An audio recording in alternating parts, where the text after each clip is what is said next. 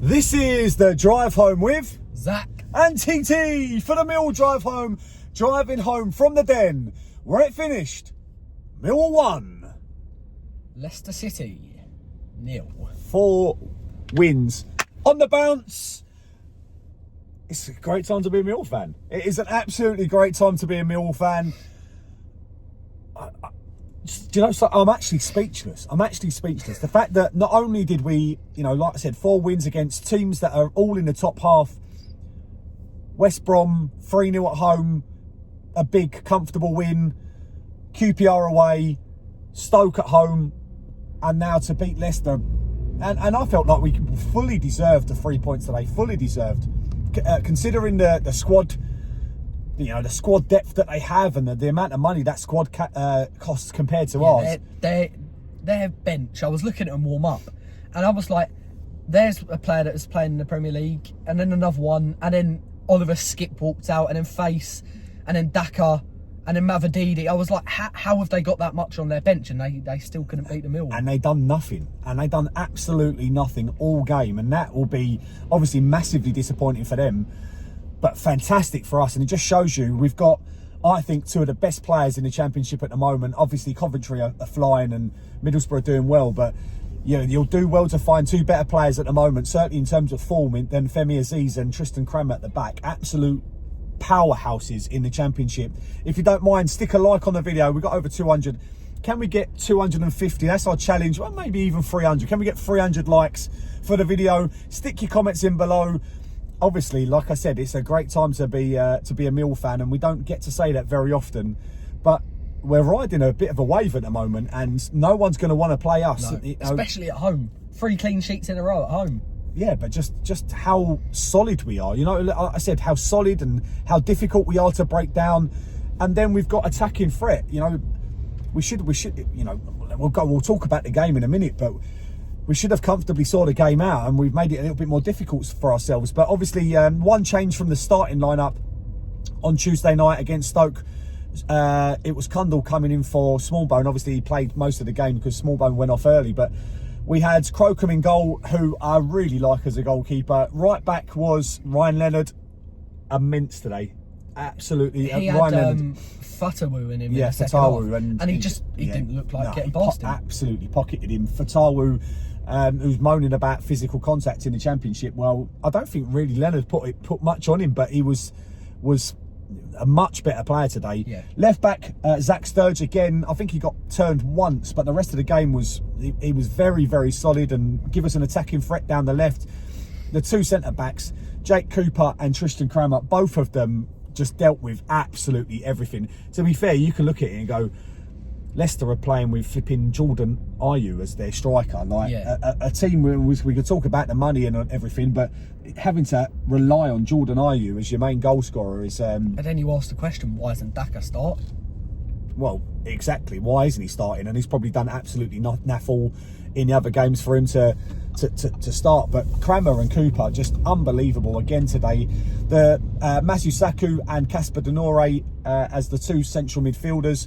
On the right, we had Femi Aziz, who, like I said, is probably one of the best players in the Championship. Certainly one of the most informed players in the Championship. On the left, you had Ballo, and you had then Cundall, who I actually thought that was Cundall's best game in a Millwall shirt, to be honest. I thought comfortable. Yeah, and again, like you said in the last game, his control and his ability to bring the ball down was excellent today.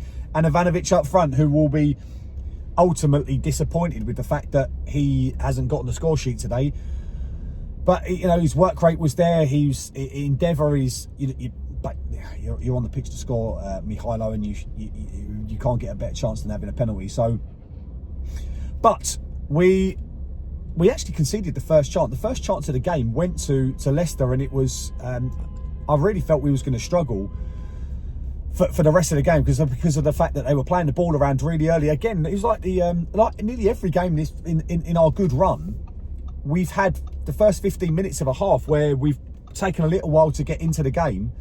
And what's happening up here? Has he got out the car? They collided, I think. Oh, let me try and get in there then. There we go. He's collided with the old... Yeah, and then the geezer's fuming. Oh, he's not happy. Did he collide with a car or? Yeah, so basically the car cut in and then scraped. Oh no, paint job's finished. Gone. It's an RS3. He's mega fuming going into the Rotherham tunnel. But like I said, Leicester create the first chance, and it was a well worked chance, moved over to the right side and a good shot, but it was blocked really well by, I think it was Leonard, who'd done that a couple of times. You know, the fact that our players just put their bodies on the line. To be fair, they were similar. Whenever we had a lot of possession just outside the 18, and Femi Aziz were cutting in, and you think shoot, but every time he had a player in front of him and a player again behind that player to back him up. Yeah, and the second chance of the game fell to us. I always like it when teams, modern football, you know, they try and play it from the back, but if you don't have the players to play it from the back, you need to have a little bit more of a direct route. Leicester tried to play out, it was intercepted quite easily. Femi Aziz was played in and then had a really good shot, well saved by the goalkeeper. Like I said, we were creating chances by Leicester overplaying, and they seemed a little bit off the boil, I would say, Leicester. It felt like we were in control for a lot of it, very happy to turn the ball over.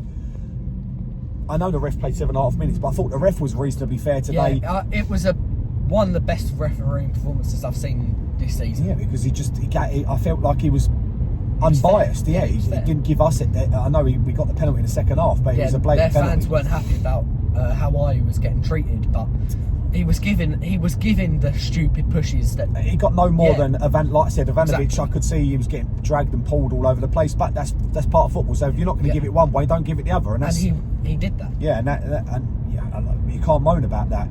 The ball, the goal comes from you know, we've seen Billy Mitchell do this ball a couple of times.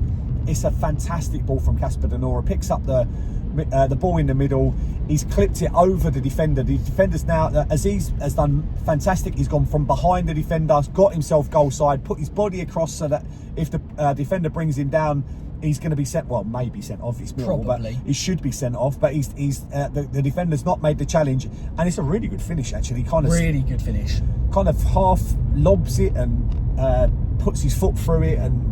Weak-footed as well. Yeah, was it his right foot? Yeah. To put us 1-0 up going into half time. He was hoping that we didn't go in at 1-1. I think they had a chance right on half time. They just had a lot of possession in and around the box. Yeah, without really creating anything. And like I said, we're going at half time 1-0. Denor comes off for Billy Mitchell in the second half.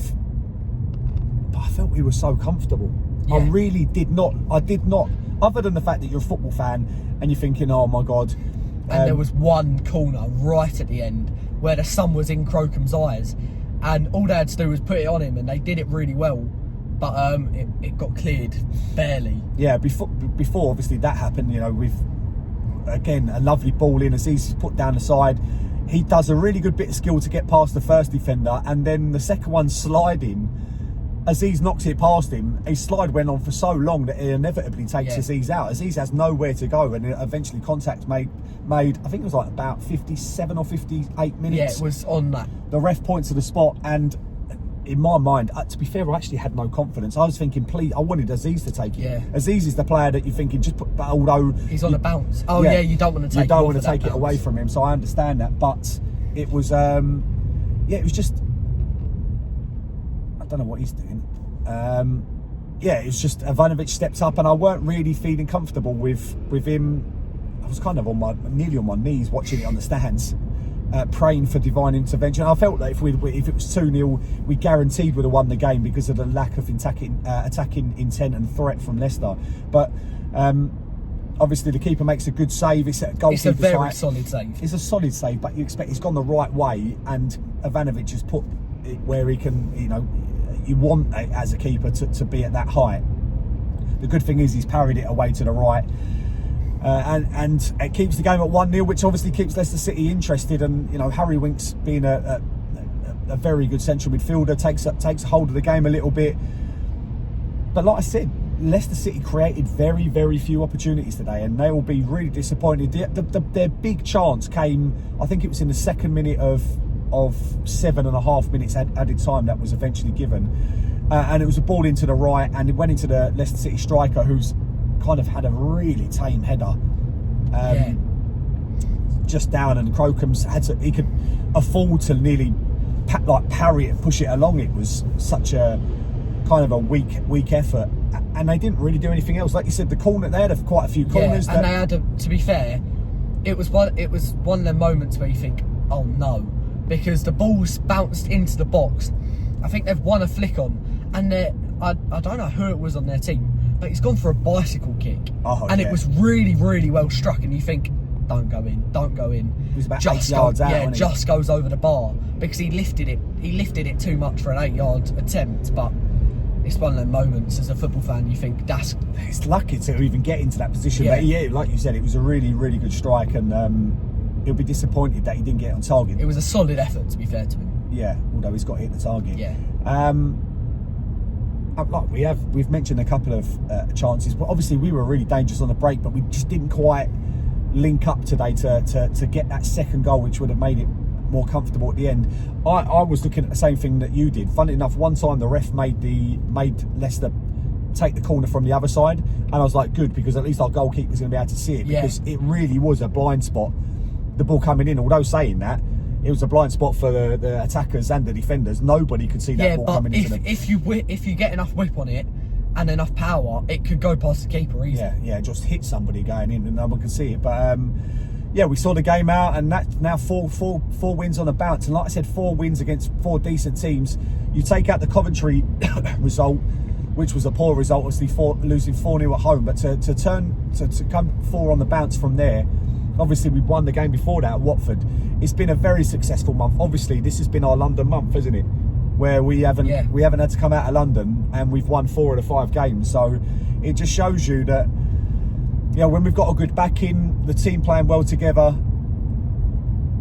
But one man's running the show, and that's Alex Neil.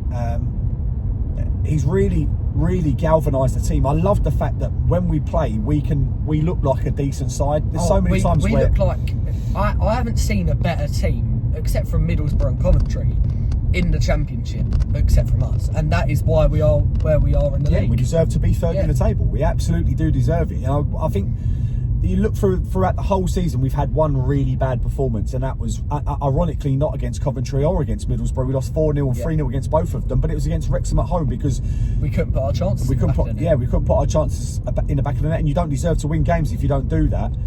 And I think the key to our current run is how solid we've looked at the back. Like I said, the back 4 with Leonard's, Sturge, Cooper and Crammer have been, lights out. We concede so few chances, and if you concede so few chances, you're not going to concede many goals, and that's a good gives you every opportunity to win games. And like I said, we're afforded the fact that we missed the penalty today, and it didn't cost us.